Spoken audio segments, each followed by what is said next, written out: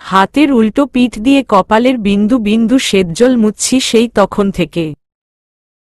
হিমশীতল পরিবেশ, রোদের তীক্ষ্ণতায় প্লাবিত হয়ে নেই সড়ক। তবু প্রকৃতির হাওয়াটা ঠিক বইছে বলে বোধ হচ্ছে না আমার। তাই তো সূর্যের বিচরণ মেঘের আচ্ছাদনে হলেও টানা 15 মিনিট যাবৎ একইভাবে দাঁড়িয়ে থাকতে থাকতে ঘামতে বাধ্য হচ্ছে শরীর।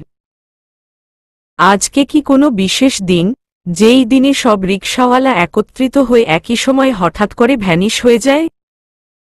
না, সেরকম কোনো খবর তো এতদিনেও কানে পৌঁছয়নি আমার। আব্বু বা ভাইয়া কেউই তো কিছু বলেনি এই রিকশা ক্রাইসিসের ব্যাপারে। তবে একসাথে সব রিকশা গেল কোথায়?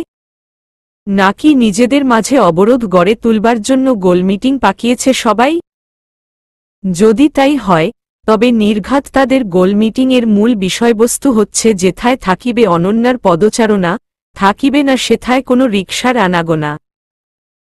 বিরক্তির চরম পর্যায়ে পৌঁছে অস্ফুটস্বরে আর্তনাদ করে বসলাম আমি। ভাইয়ার ভার্সিটিতে আজ সকাল সকালই ক্লাস থাকায় আমাদের নামিয়ে দিতে পারেনি সে। রুশো ভাইয়াও মা বাবার সাথে দেখা করতে রাতেই ফিরেছে খালামুনিদের বাসায়। আর আব্বু তো ব্যস্ত মানুষ, সেই ভোর 6টার সময়ই গাড়ি নিয়ে ছুট লাগিয়েছে অফিসে। ক্লাসের সময় হাতে থাকলেও রাত্রির লাগাতার ফোনে অতিষ্ঠ হয়ে কপাল কুঁচকালাম আমি। কলটা রিসিভ করে কানে ধরতেই ওপাশ থেকে ভেসে এলো, দোস্ত, কই তুই? আমি তো তোর অপেক্ষায় থাকতে থাকতে ভার্সিটিই চলে এলাম। মুহূর্তেই চটে গেল মেজাজ। তা আমি কোনো গরুর ঘাস কাটতে দেরি হয়ে যাবে বিধায় তাড়া লাগাচ্ছি, এই ভেবেই এক প্রকাণ্ড রামচর বসিয়ে দিতে ইচ্ছে হলো রাত্রির গালে। বিরক্তির সাথে 2 গুণ হয়ে রি রি করে উঠল শরীর। খিটখিটে মেজাজটাকে চাপা রেখেই দাঁতে দাঁত চেপে জবাব দিলাম, তা খাড়াইয়া আছোস কিল্লাই? যা ভার্সিটির ভিতরে ঢুক। ক্লাস শুরুর 1 ঘণ্টা আগেই রুমের ভিতরে ধুইক কাপড়, যা। রাত্রি হয়তো পরিপ্রেক্ষিতে কিছু বলবার তাগিদে তৎক্ষণাৎ মুখ খুলল। তবে বিপরীতে আরেকটি মাত্র শব্দ শুনবার ইচ্ছেটুকুও জন্মাল না আমার। পর্যাপ্ত পরিচর্যার অভাবে মূর্ছে যাওয়া কচি চারার মতোই রাত্রির কণ্ঠস্বর শুনবার চাহিদা খানি দুমড়ে মুচড়ে ধামাচাপা পড়ল হৃদমাঝারেই। আমি ব্যাগের সাইড পকেটে থেকে রুমালটা বের করে কপালের ঘামগুলো যত্ন নিয়েই মুছলাম এবার। হাতে পরিয়ে রাখা হ্যান্ড ওয়াচটার দিকে দৃষ্টি ফেলে সময়টা দেখে নিলাম। আর দাঁড়িয়ে থেকে কাজ নেই। তার থেকে বরং 10 মিনিট হেঁটে যাবার পর যেই রিকশা স্ট্যান্ড পড়ে, সেখান থেকেই রিকশা পেলে উঠে পড়ব ভেবেই ক্লান্ত শরীরটাকে ধাক্কা দিতে লাগলাম।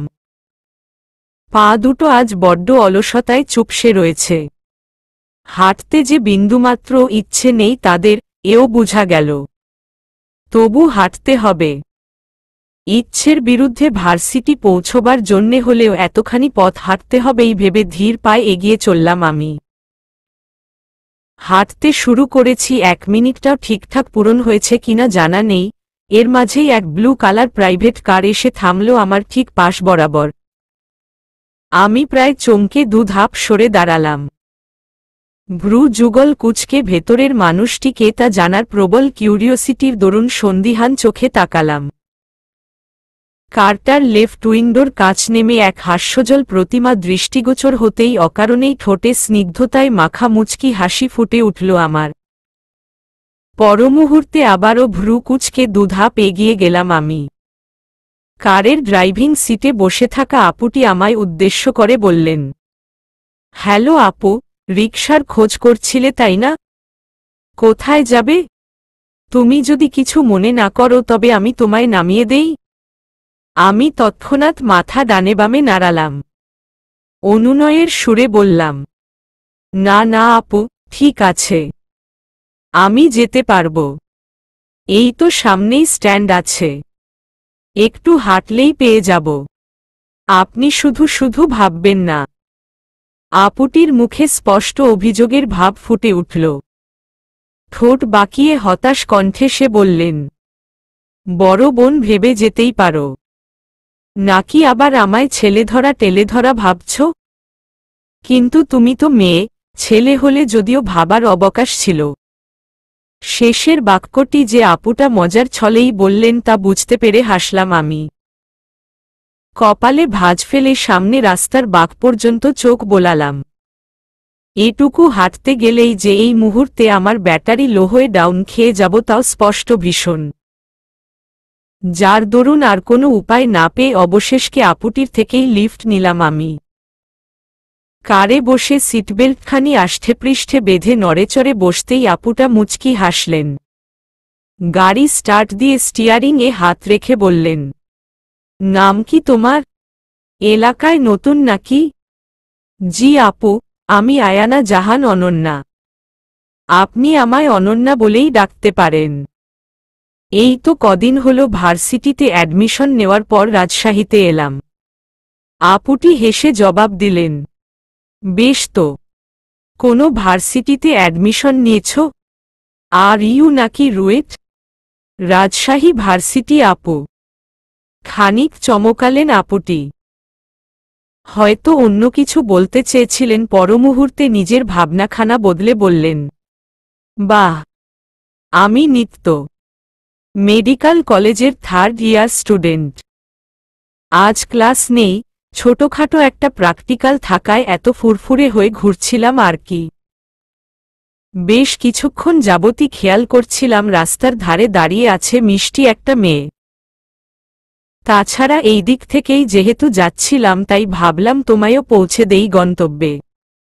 বেকার ঘোরাঘুরি না করে কারো উপকারে কাজে এলে তো বরং এক ঢিলে 2 পাখি মারার সমান, তাই না?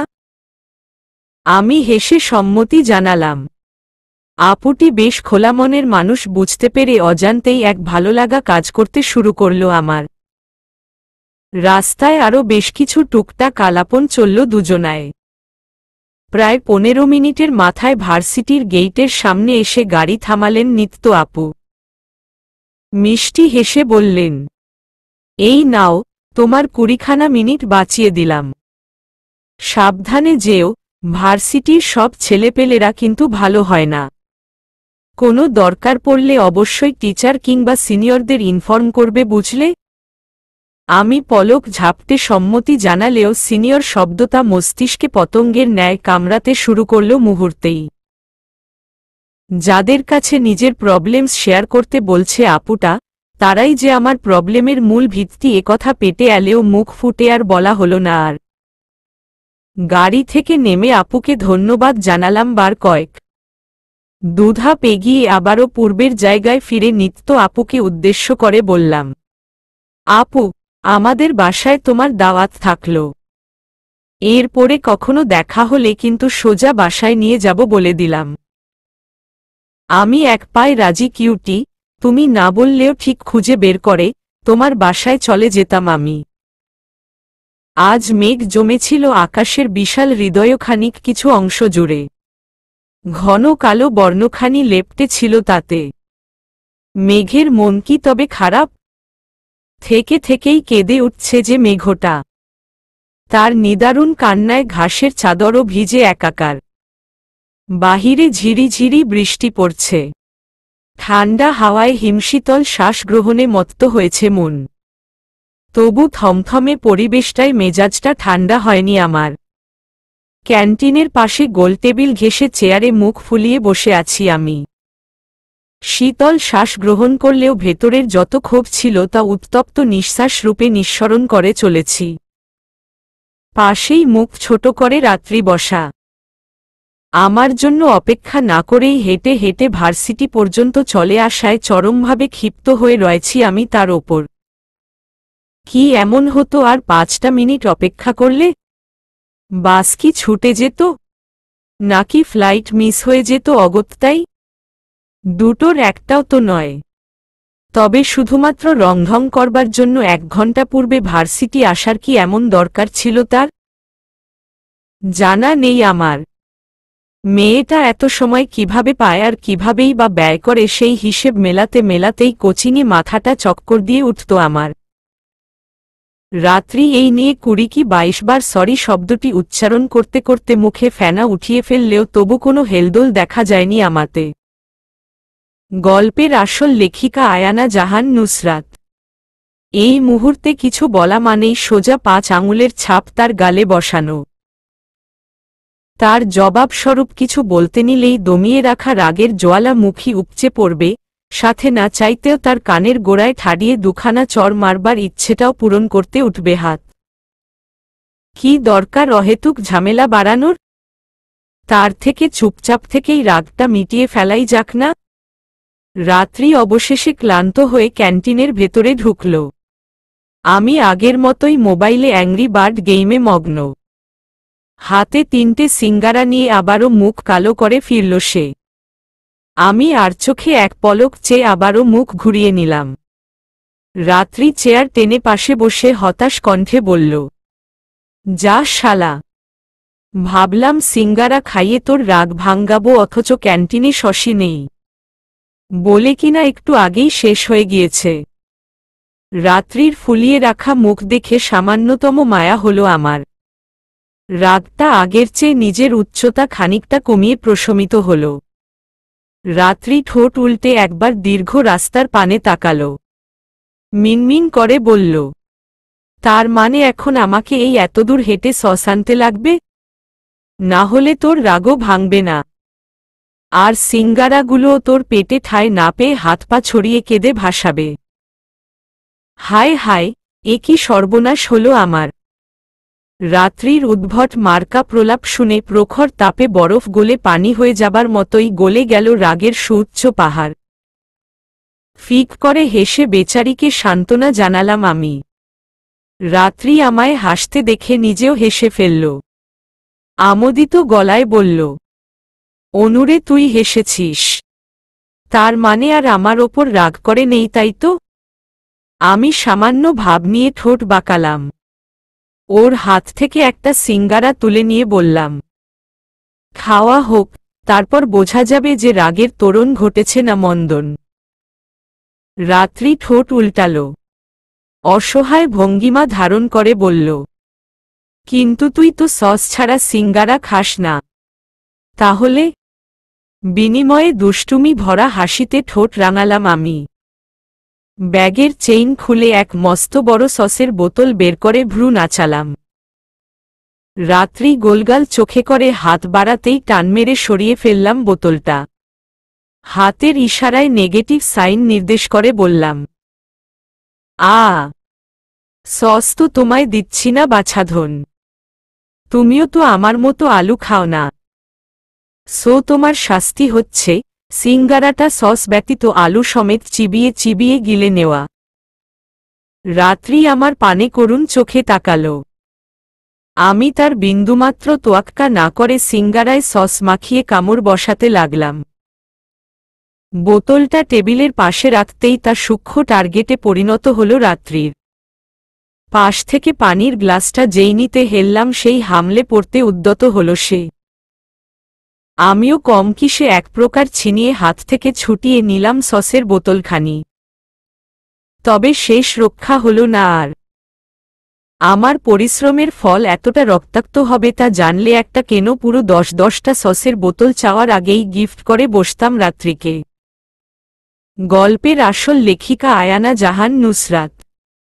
বোতল নিয়ে তৃতীয় বিশ্বযুদ্ধ চলাকালীন তার ক্যাপ ছিল হা করা উল্লুকের মতো খোলা।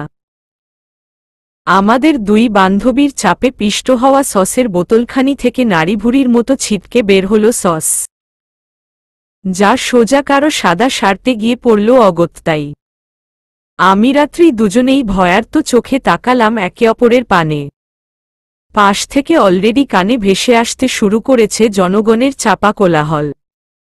সব সময়কার মতো সাথে থাকা চামচিকা থুককু চামচাগুলোও দাঁত দিয়ে জিহ্ব কেটেছে। ভয়ের চূড়ান্ত সীমায় পৌঁছে ধকধক করতে থাকা বুকটার হৃদস্পন্দন যেন হঠাৎ করেই থমকে দাঁড়াল। নিবিড় ভাইয়া নিজের শার্টে লাগা সসের দাগ থেকে দৃষ্টি উঠিয়ে আমার দিকে নিক্ষেপ করলেন। ঘন পল্লব বেষ্টিত চোখ দুটো মুহূর্তেই রক্তাক্ত বর্ণ ধারণ করল উনার। এই ভরা মৌসুমের শীতল বাতাসেও থরথর করে ছুটতে শুরু করল আমার ঘাম। আমি জিহ্ব দিয়ে ঠোঁট ভিজিয়ে নিলাম। পাশ থেকে অস্ফুট স্বরে হতাশ কণ্ঠে রাত্রি বলল, কাম হো গেয়া। নিবিড় ভাইয়া একবার আশেপাশে চেঁচামেচি করতে থাকা স্টুডেন্টদের দিকে তীক্ষ্ণ দৃষ্টি নিক্ষেপ করলেন। সাথে সাথেই নিস্তব্ধতায় মোড়াল পুরো পরিবেশ। যে যার জায়গা থেকে ভয় ভয় সরে দাঁড়াল। আমি কি করব বুঝতে না পেরে রাত্রির হাত চেপে ধরলাম। উনি এক ধাপ করে এগিয়ে এলেন আমার পানে। আমি কাঁপা কাঁপা গলায় ক্ষমা চাইবার উদ্দেশ্যে সরি বলতে নিব তার পূর্বেই শার্টের বোতাম খুলতে শুরু করলেন উনি। গল্পের আসল লেখিকা আয়ানা জাহান নুসরাত। ক্যাম্পাসের দূর থেকেই শকুনের মতো চেয়ে থাকা প্রতিটি মেয়েরই চোখ রসগোল্লার আকার ধারণ করল উত্তেজনায়, তবে আমার চোখ দুটো ফুটো হবার উপক্রম হল ভয়ের করুণ তাড়নায়। মুহূর্তেরই শার্ট খুলে সোজা আমার উপর ছুঁড়ে মারলেন উনি। সস লেগে থাকা পৃষ্ঠটা উপর দিকে ভাসমান থাকায় আমার ব্ল্যাক স্কার্টটায়ও দাগ লাগল তার। এই মুহূর্তে সার্ফ এক্সেলের বিখ্যাত সেই অ্যাডভার্টাইজমেন্টের কথা খুব করে মনে পড়ছে আমার। দাগ থেকেই যদি দারুণ কিছুর উদ্ভব হয়, তবে দাগই ভালো। এই বাক্যটির ওপর তীব্র নিন্দা জানাতে ইচ্ছে হল আমার। ভেতরে ওয়াটশেইডের টি-শার্ট পরা ছিল নিবিড় ভাইয়ার। উনার নির্দেশমতো কাঁধে থাকা ব্যাগ থেকে একটা চকলেট কালারের এগিয়ে দিল রাহিত নামক ছেলেটি। উনি বেশ আয়েশ করেই শার্টটি পরে নিলেন। যেখানে রেগেমেগে ধমক মারার কথা সেখানে বেশ স্বাভাবিক কণ্ঠেই বললেন, টাইম লিমিটেশন অনলি 10 মিনিটস। এর মাঝে শার্টের দাগটা যেভাবেই পারো ওয়াশ করে এনে জমা দিবে আমার কাছে। নাও লিভ। আমি চমকে উঠে রাত্রির দিকে তাকালাম। এটা ভার্সিটি নাকি লন্ড্রি এই নিম্নমানের জ্ঞানখানিও বড্ড ফাঁকা ফাঁকা লাগছে মাথায়। ভাভাইয়া, এখানে ওয়াশ করব কিভাবে, মানে পাউডার ওর সাবান কোথায় পাবো এসব? উনি হার্টের হাতা ফোল্ড করতে করতে ডোন্ট কেয়ার ভাব নিয়ে জবাবস্বরূপ বললেন, সেটা আমার ভাববার কথা নয় নিশ্চয়, সময় সীমিত, অপচয় না করে কিভাবে কি করবে ভেবে নিয়ে ফতাফত কাজে লেগে পড়ো। ফাস্ট। চাঁদ মুখখানা পেঁচার মতো বানিয়ে ড্রয়িং রুমে বসে আছে রুশো। ভাবখানা এমন যেন 2-3 দিন যাবৎ কেঁদে কেটে নাক ফুলে উঠেছে তার। আজ কারো সাথে একটা প্রাঙ্কও করতে না পারায় মনে ঘন কালো মেঘ এসে জমেছে। ভাইবোন দুটোই যে যার ভার্সিটিতে বর্তমান, যার দরুন মুড সুইং নামক ভয়ঙ্কর এক পর্যায়ে পতিত হচ্ছে রুশোর মন। তার গুমোট বাঁধা পরিবেশেই হঠাৎ করেই দরজায় কলিং বেল বেজে উঠল। সাথে সাথেই ফুটে উঠল রুশোর ঠোঁটে দুষ্টু হাসির রেশ। ফিট করে রাখা ক্যামেরায় গিয়ে অন বাটনে প্রেস করে তৎক্ষণাৎ ভূতের নকল মুখোশ পরে চুপি চুপি দরজার কাছে গিয়ে দাঁড়াল সে। সামান্য হেলে সরু চোখেই আবিষ্কার করল বাহিরে ক্লান্ত অগ্নি দাঁড়িয়ে। যাক, এতক্ষণ ধরে অপেক্ষার ফল তবে মিষ্টি হতে চলল ভেবেই দরজা খুলে এক ছুটে সিঁড়ির এক কোনায় গিয়ে লুকিয়ে পড়ল সে। অগ্নি কাকভেজা হয়ে বাড়ি ফিরেছে। আধভেজা চুলগুলো থেকে বিন্দু বিন্দু জল গড়িয়ে পড়ছে তার। গায়ের সাথে লেপ্টে আছে ব্ল্যাক কালারের টি শার্টটা। অগ্নি ভেতরে ঢুকেই এদিক ওদিক তাকাল। আশেপাশে কাউকে দেখতে না পেয়ে কপাল কুঁচকে বিড়বিড় করে বলল, যাক বাবা, ভূতে এসে দরজা খুলল নাকি? বলেই উল্টো দিকে ফিরে ছিটকিনি লাগিয়ে ডোন্ট কেয়ার ভাব নিয়েই এগিয়ে চলল। সিঁড়িতে পৌঁছবার নিকটেই হঠাৎ নিউটনের মাথার ওপরের গাছ থেকে আপেল পড়ার মতোই প্রকাণ্ড এক চিৎকার করে টপকে পড়ল কোনো উদ্ভট বিকৃতি বিশিষ্ট ভূত।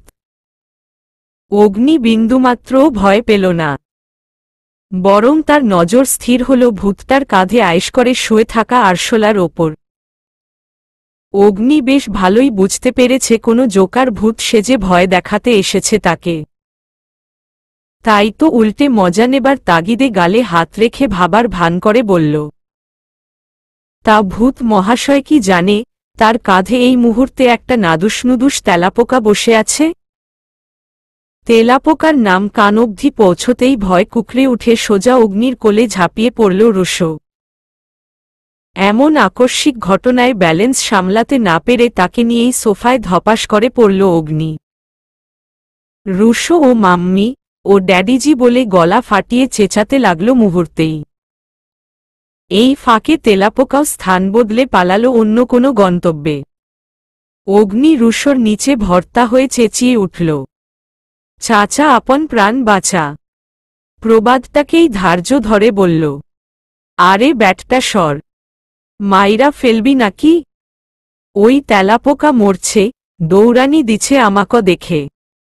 রুশো ভয় ভয় মুখোশটা খুলে সরে দাঁড়াল। নিজের আশেপাশে খুঁটিয়ে খুঁটিয়ে তেলাপোকার অস্তিত্ব আবিষ্কারে উঠে পড়ে লাগল চটজলদি।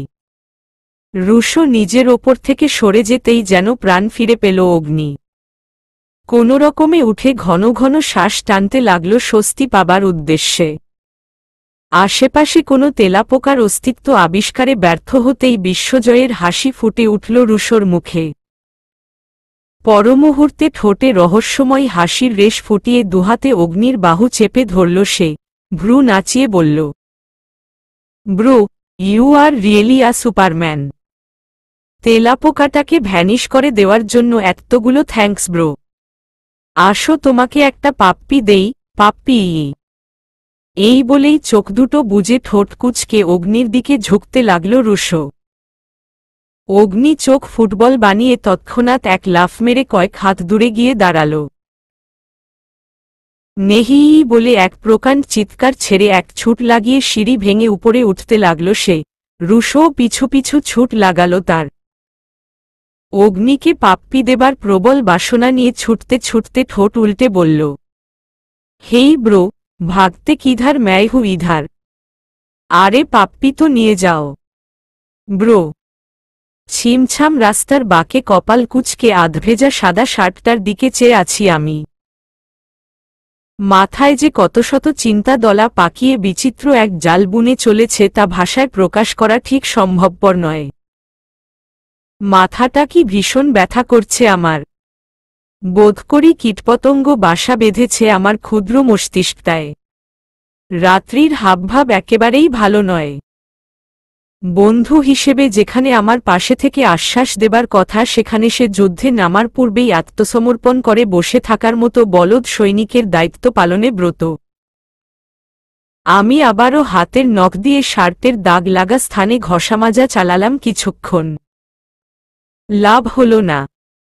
পূর্বের মতোই লেপ্টে থেকে হালকা লালরঙা দাগখানি ড্যাবড্যাব করে দেখছে আমায়। গুনগুন করে গানের বিকৃত ঘটিয়ে বোধহয় গাইছে সস যে কাঁঠালের আঠা, লাগলে পড়ে ছাড়ে না। আমি হতাশ চোখে চেয়ে ভারী শ্বাস ফেললাম।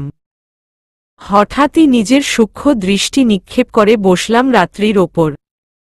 রাত্রি ধরেই নিয়েছে অবশিষ্ট 2 মিনিটে হাতিঘোড়া বেচে দিলেও এ দাগ উঠাতে পারব না আমি। সাদা বিলাইটার শাস্তি আমায় লাথ মেরে ঘাড়ে চেপে বসবেই বসবে। রাত্রির এই উল্লুক মার্কা চিন্তাধারায় বিরক্ত হওয়ার মাঝেই হঠাৎ এলইডি লাইটের মতো জ্বলে উঠল এক চমৎকার আইডিয়া। পাবো কি পাবো না ভাবনা ফেলেই একরাশ আশা নিয়ে রাত্রির ব্যাগের ফিতা ধরে টান মারলাম আমি। রাত্রি কপাল কুঁচকে তৎক্ষণাৎ নিজের ব্যাগ চেপে ধরল। জিজ্ঞাসুক কণ্ঠে বলল, ওই মাথাটা পুরাপুরি গেল নাকি নিবিড় ভাইয়ার শাস্তির ভয়? ব্যাগ ধরে টানাটানি করিস কেন? উত্তর দিলাম না আমি। মোট কথা এই মুহূর্তে রাত্রির সাথে কোনোরকম তর্কে জড়ানো মানেই লাস্ট 1 মিনিট 56 সেকেন্ড হাওয়া।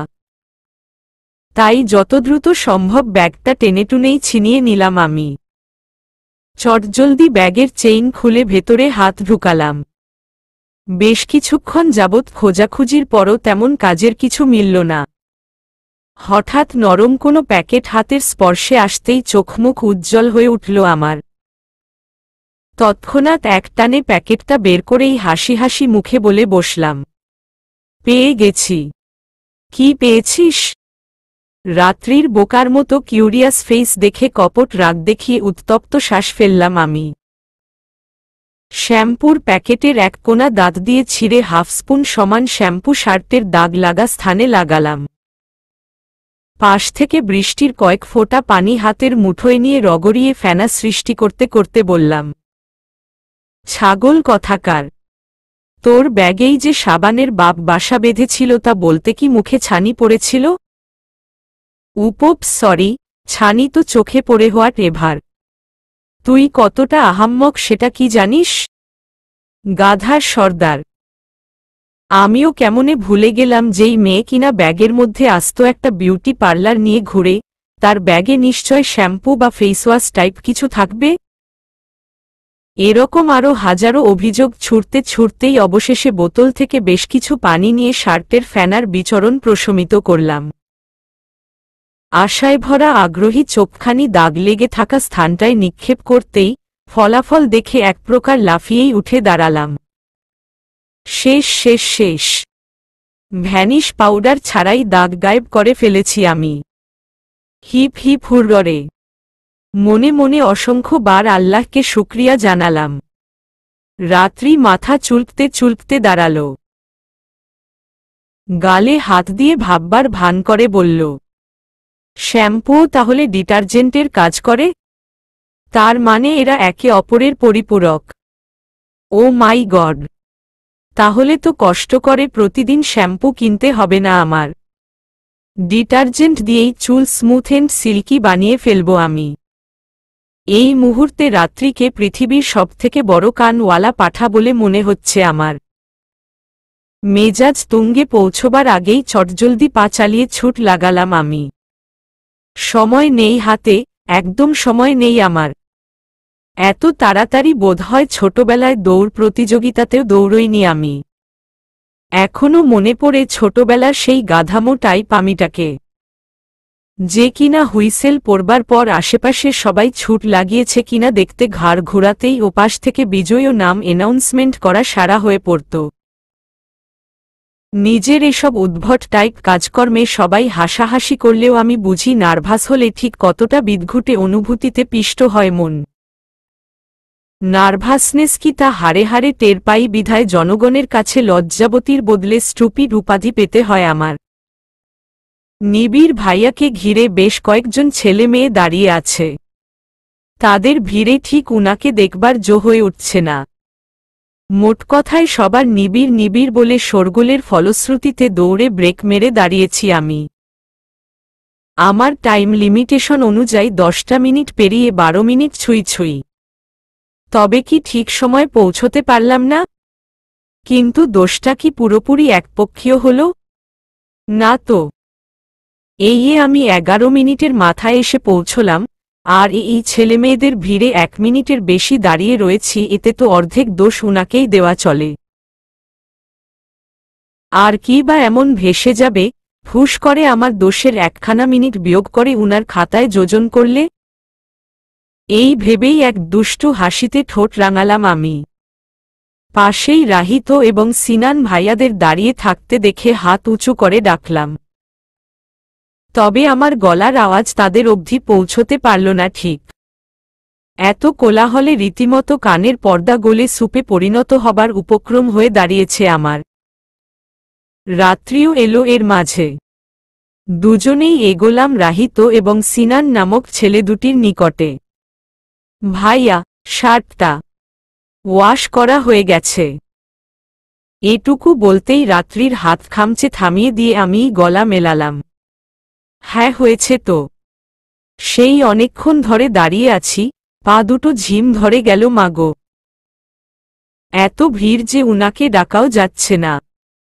রাহিত ভাই কিঞ্চিত ভ্রু কুচকালেন, গম্ভীর গলায় বললেন, কিন্তু এরা তো সবেমাত্র এলো। 2 মিনিট না হতেই পায়ে ঝিম ধরে গিয়েছে আপনার? অদ্ভুত।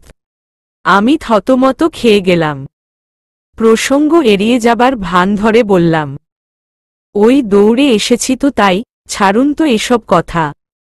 সাদা বিলথুককু সাদা শার্টটা নিবিড় ভাইয়াকে দিতে হবে তো। উনারা আর কথা বাড়ালেন না। ভিড় ঠেলে ভেতরে প্রবেশ করে কানে কানে কিছু একটা বললেন সাদা বিলাইটার। রাহিত ভাইকে হাতের যেতে বলে বসা থেকে দাঁড়ালেন উনি। সবাইকে শান্ত হতে ইশারায় হাত দেখিয়ে বললেন, ট্যুর নিয়ে পরে ডিসকাশন করা যাবে। তোমরা পারলে তোমাদের নিহান ভাইয়ের সাথে কথা বলো। যেই স্পটে হাইয়েস্ট চয়েজ আসবে সেটাই সিলেক্ট করে নাম অফিসে জমা দিতে দিব। ওকে। বিনিময়ে একবাক্যে সবাই বলল, ওকে ভাইয়া। নিবিড় ভাইয়া তাদের পাশ কাটিয়ে বের হলেন ভিড় থেকে। আমায় দেখেই ঠোঁট বাঁকিয়ে সামান্য হেলে ঘড়ি দেখলেন। কপালে সূক্ষ্ম ভাঁজ ফেলে বললেন, you are late by 1 minute 22 seconds. 10 minutes পার করে এসেছ তুমি। চোখ দুটো নিমিষেই ফুটবলাকার ধারণ করল আমার। হায় হায়, এই ব্যাটা বলে কি! আমি কয় সেকেন্ড দেরি করে এসেছি তা নিজেরই ঠিক মনে নেই, আর ইনি গণনা করে রেখেছেন। কি করব এখন আমি? কি হবে আমার? বুঝে উঠা হলো না। টেনশনে আমতা আমতা করে আধগোড়া মিথ্যেটাই আওড়ে ফেললাম। আবাসলে বৃষ্টি পড়ছে তো। জুতো ভিজে স্লিপারি হয়ে পড়েছে। তাই আর কি ধীরে ধীরে ছোট্ট ছোট্ট ধাপ ফেলে এলাম। কিন্তু আপনি যে বললেন। মুখে এটুকু আনতেই সিনান ভাই জোরেশোরেই পায়ের ওপর পা তুলে দিল রাহিত ভাইয়ার। ব্যথায় কুকড়ে উঠা পা চেপে ধরে ক্রমানুসারে চাপা আর্তনাদে ভেঙে পড়লেন তিনি। সিনান ভাই ফিসফিসিয়ে বললেন, আরে করিস কি রাহিত? মেয়ে এমনিতেই পানিশমেন্ট পাবে, তার ওপর হেঁটে আসার মিথ্যে অজুহাত ধরিয়ে দিতে যাচ্ছিস কেন? নিবিড় ভাইয়া বিরক্তির শীষ তুলে ঘাড় ঘোরালেন। রাহিত সিনান তৎক্ষণাৎ ঠোঁটে আঙুল চেপে শটান হয়ে দাঁড়ালেন। আমার কথার মাঝে নয়েজ ক্রিয়েট পছন্দ না কবার বলতে হবে তোমাদের? রাহিত সিনান মুখে উত্তর না দিয়ে ডানে বামে মাথা নাড়ালেন। উনি আবারও আমার দিকে তীক্ষ্ণ দৃষ্টি নিক্ষেপ করতেই মাথা নিচু করে শার্টটা উনার দিকে এগিয়ে দিলাম আমি। উনি হাতে নিয়ে উল্টে পাল্টে তাকে নিয়ে পর্যবেক্ষণে নামলেন কিছুক্ষণ। পরমুহূর্তে শার্টটা সিনান ভাইয়ের হাত দিয়ে আমার উদ্দেশ্যে বললেন, গুড জব। তবু কথায় আছে রুলস আর রুলস। লিমিটেশন ব্রেক করাই কি শাস্তি দেওয়া যায় বলো তো? ওকে নাও, এবারে একটা সুযোগ তোমায় দিলাম। নিজের শাস্তি নিজেই ডিসাইড করে বলো, আমার পছন্দ হলে ডিসিশন গ্রান্টেড। নাক ফুলিয়ে বিরক্ত চোখে তাকালাম আমি। রাত্রির ওপর চরম রাগ লাগছে এবার। মন খুলে ইচ্ছেমতো গালিগালাজ খাইয়ে পেট ফোলাতে ইচ্ছে হচ্ছে ওর। কিন্তু আফসোস, খুব বেশি গালিগালাজ টাইপ শব্দের ডিকশনারি আজও সেইট হল না মাথায়। আমি এদিক ওদিক ফাঁকা দৃষ্টিতে তাকালাম। আচ্ছা, এই মুহূর্তে একটা দৌড় দিলে কেমন হয়? সাদা বিলাইটা ধরতে পিছু ছুটবে না তো? না না, কি সব ভাবছি। উনি তো শুধু ভার্সিটির সিনিয়র নন, বরং একজন পাবলিক ফিগার। কোনো মেয়ের পেছনে লোক দেখিয়ে ছোটা মানায় নাকি? যেই ভাবা সেই কুকাম করবার ধাঁচ। আমার ভাবনার মাঝেই উনি আবারও তাড়া মেরে বললেন, কি হলো? কিছু ভাবলে? হ্যাঁ ভেবেছি। বেশ, তা কি করবে? পালাবো। শব্দটা উচ্চারণ করেই শরীরের সমস্ত শক্তি ব্যয় করে রাত্রিকে ফেলেই ছুটতে নিলাম আমি। নিবিড় ভাইয়ার চোখে বিস্ময়। সেই বিস্ময় কাটিয়ে উধাও হওয়া আর হল না আমার। নিচে কি যেন একটা পড়েছিল। নজরে না পারায় সোজা পা গিয়ে পড়ল ছোট্ট ক্যাপটার ওপর। সাথে সাথে ব্যালেন্স বিগড়ে গেল আমার।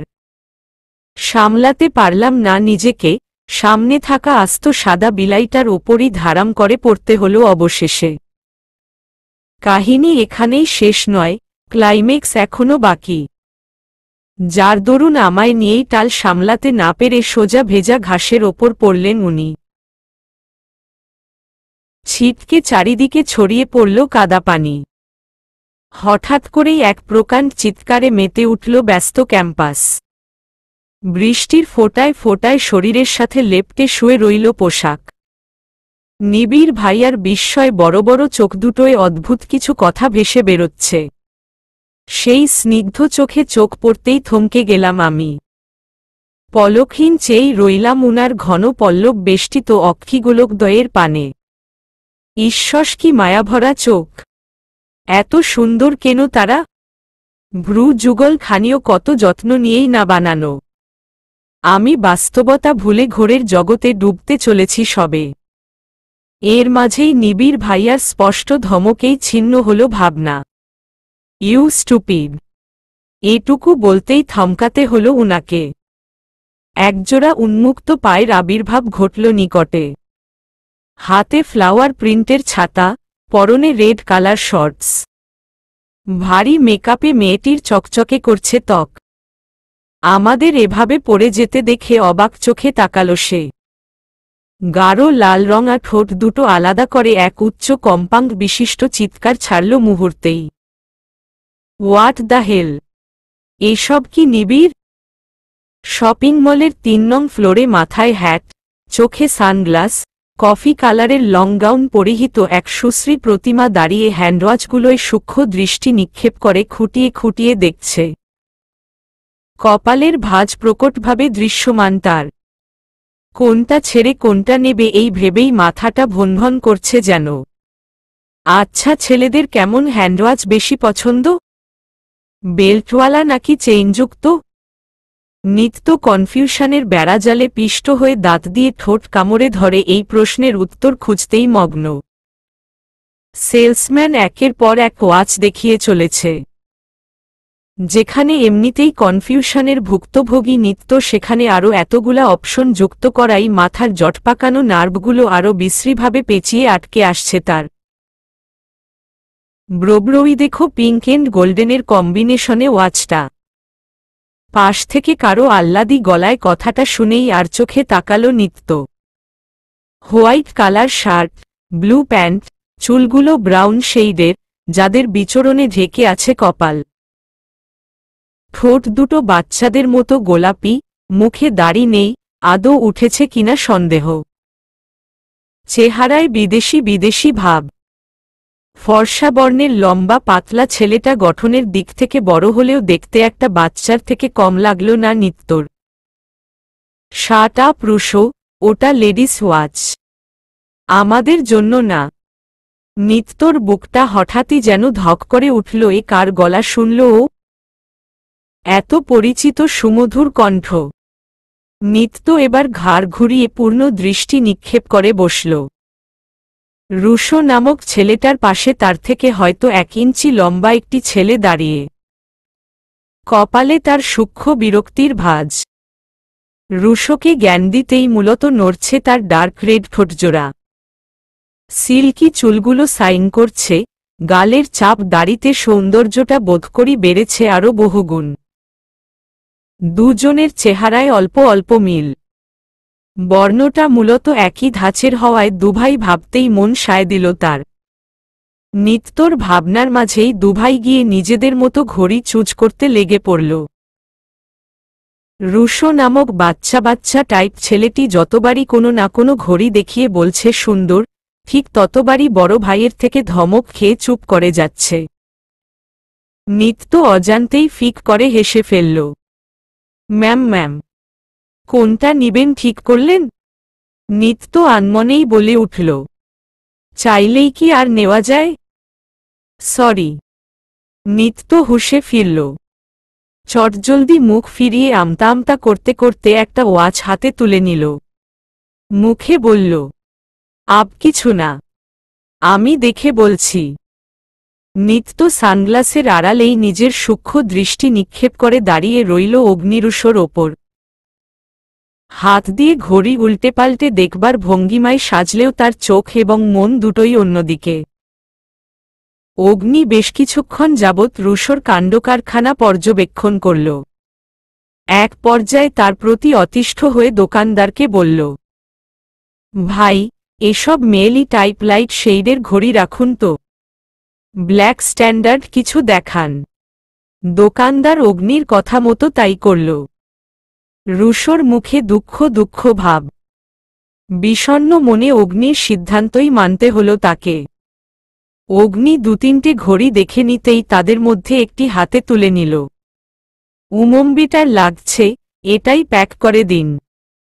বাট ব্রোটায় আগেরটার মতো পিঙ্ক প্লেট নেই। অগ্নি এদিকে কান দিতে বারণ করে দইসারায় ব্ল্যাক প্লেট এবং ব্রাউন বেল্টের ঘড়িটাই কনফার্ম করতে এগিয়ে দিল দোকানদারকে। ঘাড় ঘুরিয়ে রুশো পানে চেয়ে আবারও ধমক মেরে বলল, চুপ থাক। পিঙ্ক পিঙ্ক করতে করতে কবে যে পুরো পিঙ্ক ফ্রক পরে ঘুরে বেরোবি ঠিক নেই। এমনি কি আর মেয়েরা বেবি বেবি করে পাপ্পি দিতে আসে তোরে? বড় হয়েছিস তুই, জেন্টেলম্যান টাইপ হবার ট্রাই কর ব্যাটটা। রুশো ঠোঁট উল্টে করুণ চোখে তাকাল। বিশেষ লাভ হল না তবু। নিত্য দুহাত দূর থেকে সবটাই নোটিস করল। দোকানদারকে বা পাশের ব্ল্যাক শেইডের ঘড়িগুলো দেখাতে বলল ইশারায়।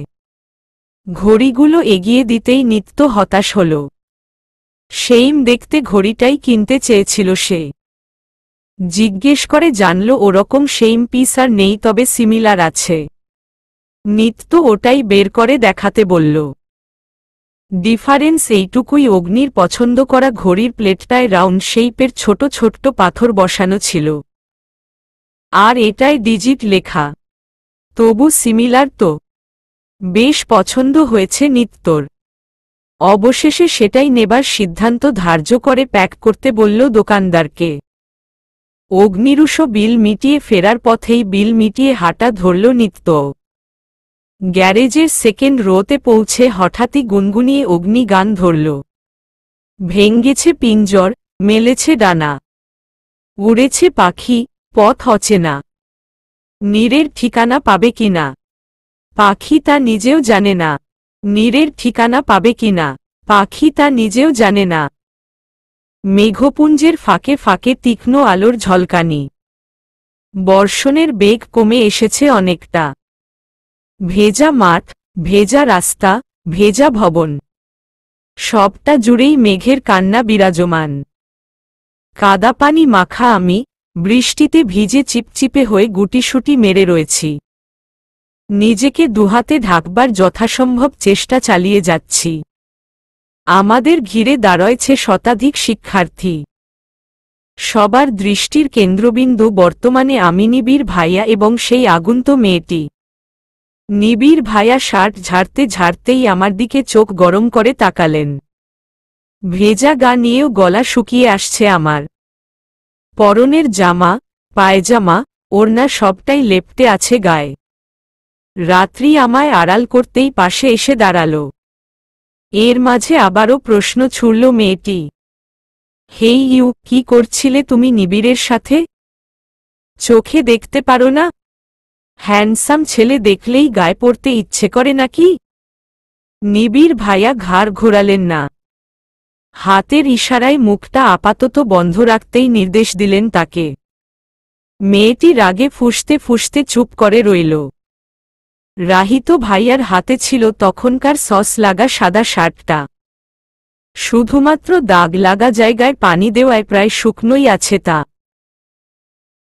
নিবিড় ভাইয়া চোখের ইশারায় রাহিত ভাইকে শার্টটা দিতে বললেন। রাহিত ভাই বিনা বাক্যে উনার হাতে ধরিয়ে দিলেন তা। শার্টটা হাতে নিয়েই আমার দিকে এগোতে লাগলেন উনি। আমি নিজ থেকে আরও খানিকটা গুটিয়ে ধাপ ফেলে পেছালাম। পেছনে আরও কিছু মেয়েরা দাঁড়িয়ে থাকায় খুব বেশি দূর যেতে পারলাম না। থমকাতে হলো আমায়, সাথে ভয়টা ক্রমশ বেড়েই চলল। এই বুঝি গালে 5 আঙুলের ছাপ পড়ল আশঙ্কা করেই চোখমুখ কুঁচকে ঘাড় বাঁকালাম আমি। তবে সন্দেহভাজন সেই চরম ভয়খানা বাস্তবে পরিণত হল না। গালের থাপ্পড় পড়ার বদলে গায়ে জোরালো এক স্তর আবরণ। আমি বিস্ময় চোখ খুলে তাকালাম। নিবিড় ভাইয়া আমায় শার্টটা পরিয়ে দিয়েই উল্টো দিকে ফিরলেন। চোখমুখ শক্ত করে বললেন, বাসায় যাও। আর এক মুহূর্ত তোমায় চোখের সামনে টলারেট করব না আমি। সশ্রী ভা আই সেই ডাউট। উনার উচ্চস্বরে করা ধমকে কেঁপে উঠলাম আমি। যে যার স্থান থেকে ভয় সিটিয়ে রইল। কেউ কেউ স্পট ছেড়ে ভয়ের বশীভূত হয়ে পালাল। কখন কার উপর জ্বালামুখী উপচে পড়ে বলা বাহুল্য। আমি গুটি গুটি পায়ে এগোলাম কিছু দূর। রাত্রি এসে দুহাতে আগলে নিল আমায়। ফ্লোরে পড়ে থাকা ব্যাগটা টেনে কাঁধে উঠিয়েই হাঁটা ধরলাম দুজন। ধাপ ফেলে এগোবার মাঝেই চোখ দুটো হঠাৎ ভিজে আসতে চাইল। পাল্লা দিয়ে মোচড় দিয়ে উঠল বুকটা। না, নিবিড় ভাইয়ার জন্য নয়, উনি স্বভাবগত এমনই, সেই প্রথম দিন থেকেই জানা কথা আমার। খারাপ লাগাটা কাজ করছে অন্য জায়গায়। ওই মেয়েটা কিছু না জেনে বুঝে কিভাবে আরেকটা মেয়েকে নিয়ে এত বাজে মন্তব্য করতে পারল? আরে যেই মেয়ের কিনা একটা ছেলে বন্ধু পর্যন্ত নেই, তার দিকে কোনো হিসেবে আঙুল তুলে বলল আমি ছেলেদের গায়ে পড়ি। শক্ত করে পলক ঝাপটে টলমলে চোখ দুটো থেকে অশ্রু গড়াবার পূর্বেই আটকে নিলাম। ঠোঁটে ঠোঁট চেপে ব্যথাটা সয় নিলাম নিশ্চুপেই। এর জবাব আমি দিব, সুযোগ বুঝে সঠিক জবাবটা আমায় দিতে হবেই। বাড়ি ফিরেই সর্বপ্রথম দেখা মিলল রুশো ভাইয়ার। প্রতিদিনকার মতোই চোখে মুখে বিচিত্র ভাব। আজ ভূতের বদলে পেতনির মুখোশ লাগিয়েছে সে। আমি কিছুক্ষণ ভাবলেশহীন চেয়ে রইলাম। রাত্রি মুখ ফুলিয়ে বলল, কি হচ্ছেটা কি এসব? দেখতে পারছেন না মেয়েটা কি অবস্থায় আছে? বাসায় ফিরতে না ফিরতেই আপনার প্রাঙ্ক শুরু। রুশো ভাইয়া তৎক্ষণাৎ মুখোশ টেনে খুলল। আমায় পা থেকে মাথা অবধি দেখে নিতেই কপালে সূক্ষ্ম চিন্তার ভাঁজ ফুটে উঠল তার। ব্যস্তস্বরে ভাইয়া প্রশ্ন ছুড়ল, হোয়াট ইজ দিস ছুটকি? ছাতা তো নিয়ে গিয়েছিলি, তবে গা ভেজা কেন তোর? আর চেহারা এমন দেখাচ্ছে কেন? রাস্তায় কিছু হয়েছে? কেউ টর্চার করেছে? কে করেছে ছুটকি বল। বল আমায়, আমি ওই রাস্কেলের কলিজা ভুনা করে খাবো আইসোয়ার। কথাটা বলেই শার্টের হাতা মোড়াতে লাগল ভাইয়া।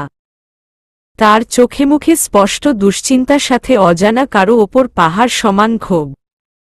আমি চোখ উল্টে ভ্যাবাচেকা খেয়ে তাকালাম। ইতিমধ্যে ছোট্ট বিষয়টাকে তিল থেকে তাল বানিয়ে ফেলেছে রুশো ভাইয়া। মুহূর্তেই তাল থেকে রস বের করবার পূর্বে হাত দেখিয়ে থামালাম ভাইয়াকে। ব্যস্ত কণ্ঠে বললাম, ভাইয়া ওসব কিছু না, তুমি ভুল ভাবছ। আসলে স্লিপ কেটে ইয়ার্ডে পড়ে গিয়েছিলাম, তাই আর কি জামাকাপড় ভিজে গিয়েছে। রুশো ভাইয়ার অস্থিরতা বাড়ল বই কমল না। আমার হাত পা খুঁটিয়ে খুঁটিয়ে উল্টেপাল্টে দেখতে দেখতে আবারও বলে উঠল, বলিস কি ছুটকি? পড়লি কিভাবে? কোথায় ব্যথা লেগেছে তোর?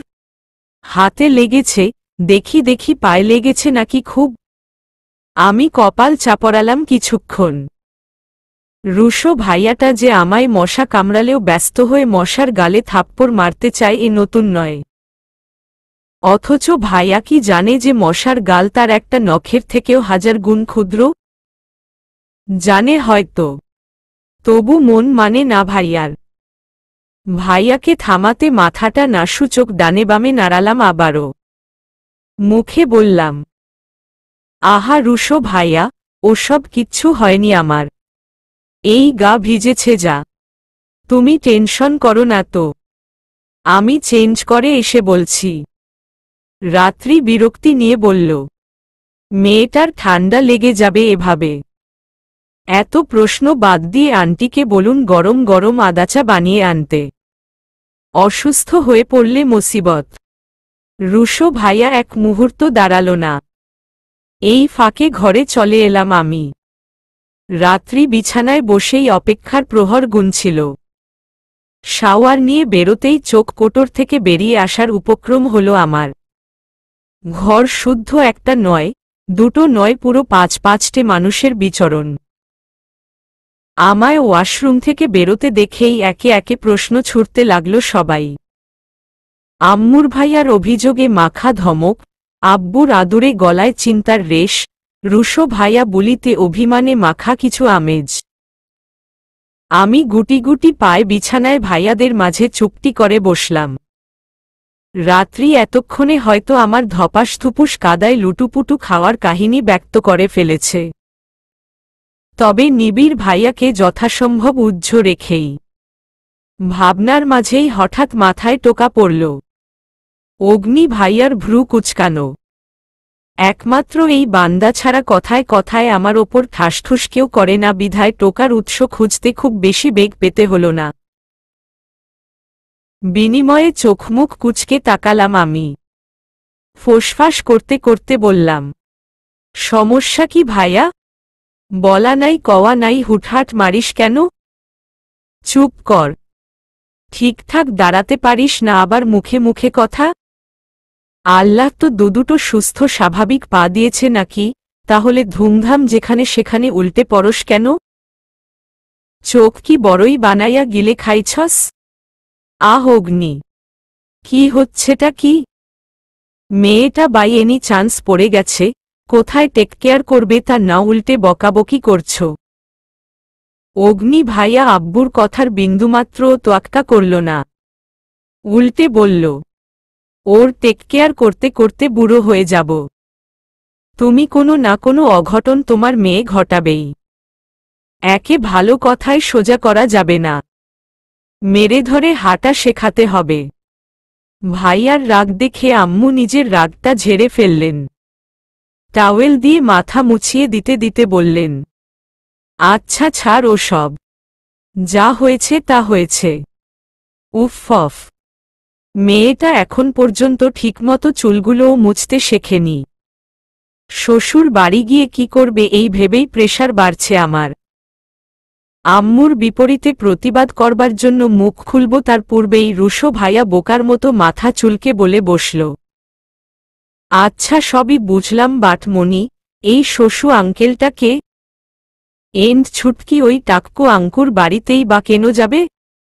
রুশো ভাইয়ার প্রশ্নে এক প্রকার তোদ্ধা খেয়ে একে অপরের দিকে তাকালাম আমরা। রুশো ভাইয়া ঠোঁট উল্টে চেয়েই রইল উত্তরের প্রতীক্ষায়। আম্মু আব্বুর অসহায় ভঙ্গিমায় কপাল চেপে ধরলেন। পেট ফাটা হাসির জোয়ারে ফেটে পড়লাম বাকিরা। অগ্নি ভাইয়া হাসতে হাসতেই খাটে শুয়ে পড়েছে প্রায়। রুশো ভাইয়া সকলের ভাবমূর্তি দেখে নিজের উল্টে রাখা ঠোঁটখানির পুরুত্ব আরও কিছু বাড়াল। মিনমিন করে বাচ্চা বাচ্চা গলায় বলল, হেই ব্রো, তোমরা এভাবে মুখ ফাড়কে হাসছ কেন? হুইজ শশু আঙ্কেল? জানলে বলবে তো নাকি? অগ্নি ভাইয়া পেট চেপে ধরেই কোনোরকমে উঠে বসল। মুখ টিপে হেসে রুশো ভাইয়ার পিঠে চাপড় মেরে বলল, ওটা শশু আঙ্কেল নয় রে পাগলা, ওটা হলো ফাদার ইন ল। তাও না বুঝলে সহজ ভাষায় বুঝাই। শ্বশুর মিন্স তোর বাচ্চার মাদারের father. What are you doing যারা? তোমায় বলেছি না যখন তখন ক্যাম্পাসে আসবা না। ওটা আমার ভার্সিটি, পড়াশোনা করার জায়গা, not any place of hangout. যারা কফির কাপে চুমুক দিতে দিতে উত্তপ্ত শ্বাস ফেলল। নিবিড়ের কপালে ভাঁজ ফেলানো চেহারায় তাকাবার বিন্দুমাত্র ইচ্ছে নেই তার। বলুক যা বলার। আজ নিউ ড্রেস পরেছিল, সেই সাথে সেজেও ছিল খুব করে। নিবিড় আজ দেখা করতে পারবে না শুনেই তো বাধ্য হয়ে ক্যাম্পাসে গিয়েছিল সে। তা না হলে ইমপ্রেস করাটা যে টাফ হয়ে পড়ত। তবু সন্দেহ, নিবিড় আদৌ তার রূপে ইমপ্রেসড হল তো? যারার দেখামতে একবারও মোহনীয় চোখে নিবিড় তাকায়নি তার দিকে। তবে কি সব পরিশ্রম ব্যর্থ হল? এই নিরামিষ ছেলেটা কি কখনোই বুঝবে না তার ডিমান্ড? নিবিড় টেবিলে ভর রেখে কপালে হাত দিয়ে স্লাইড করছিল। যারাকে চুপচাপ কফির মগে চুমুক দিতে দেখে আবারও বলে উঠল, চুপ করে আছো কেন যারা? উত্তর দাও। Just speak out man. কি জবাব দেব আমি? What do you want to hear? কেন তোমার পার্সোনাল লাইফে ইন্টারফেয়ার করার অধিকার নেই আমার? আমি তো তোমার গার্লফ্রেন্ড। তুমি কোথায় কি করো না করো তা জানার রাইটস আছে আমার। এতক্ষণে মুখ খুলল যারা। নিবিড় কিছুক্ষণ থম মেরে রইল। অতঃপর নিজেকে সামলিয়ে চোখমুখ শক্ত করে বলল, এক কথা তোমায় কতবার বলবো যারা? তুমি আমার উডবি হতে পারো, but you are not my girlfriend. আমি এসব লেইম রিলেশনশিপে ট্রাস্ট করি না। যারা বিস্ফোরিত চোখে তাকালো। নিবিড় দম নিয়ে আবারও বলে উঠল, আর এখানে পার্সোনাল লাইফের প্রশ্ন আসছে কোথায় থেকে? তুমি জানো আমি একজন পাবলিক ফিগার। প্রেস মিডিয়া সবসময় বসে থাকে কোনো না কোনো নিউজ লিক হওয়ার অপেক্ষায়।